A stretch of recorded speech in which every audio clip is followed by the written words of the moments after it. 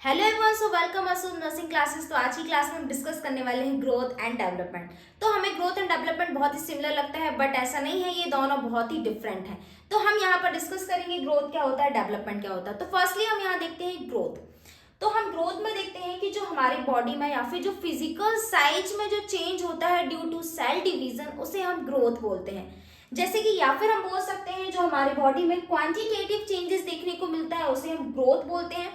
अब हम बात करते हैं क्वांटिटेटिव चेंजेस में हमें क्या क्या चीज देखने को मिलती है, जैसे कि हमारी साइज हो जाती है, हाइट हो जाता है, वेट हो जाता है, और या फिर बोल सकते हैं कि जो हमारे मास का इंक्रीमेंट होता है या फिर जो मास ऑफ टिश्यू होता है उसका इंक्रीज हमें देखने को मिलता है। वो सारी चीजें हमें ग्रोथ में देखने को मिलती है।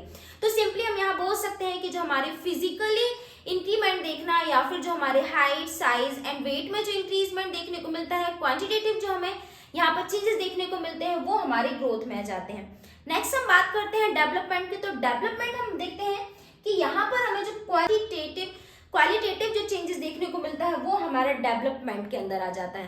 तो जैसा कि हम यहाँ पर देखते हैं कि जो हमारे फिजियोलॉजिकल एंड फंक्शनल मैचुरेशन जो देखने को मिलता है या फिजियोलॉजिकल चेंजेस देखने को मिलता है, वो हमारा डेवलपमेंट में आ जाता है। अब फिजियोलॉजिकल चेंजेस की बात करते हैं तो स्किल से रिलेटेड हो जाता है, या फिर कॉग्निटिव डेवलपमेंट हमें कॉग्निटिव फंक्शंस से जो हमें देखने को मिलता है। कॉग्निटिव डेवलपमेंट की बात करते हैं जैसे कि लर्निंग या फिर अंडरस्टैंडिंग, इस तरह की जो हमें एक्टिविटीज देखने को मिलती है, फिजियोलॉजिकल चेंजेस देखने को मिलते हैं।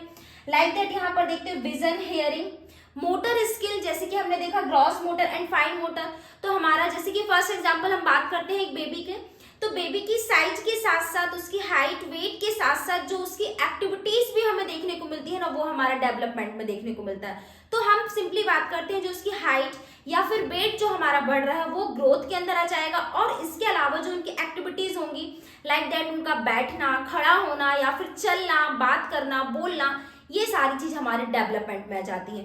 तो इस तरह से हमारा ग्रोथ एंड डेवलपमेंट हमें देखने को मिलता है। तो ये दोनों चेंजेस थे। और बात करते हैं ग्रोथ हमारा देखने को मिलता है टेम्परेरी होता है, एक एज तक ही हमें ग्रोथ देखने को मिलता है, लेकिन डेवलपमेंट हमें देखने को मिलता है मतलब हमें हर एज में देखने को मिलेगा, क्योंकि डेवलपमेंट कभी स्टॉप नहीं होता है। जो स्किल होती है या फिर लर्निंग प्रोसेस होती है वो कभी स्टॉप नहीं होती है। इस तरह से हमारा ग्रोथ एंड डेवलपमेंट कंप्लीट होता है। Thank you.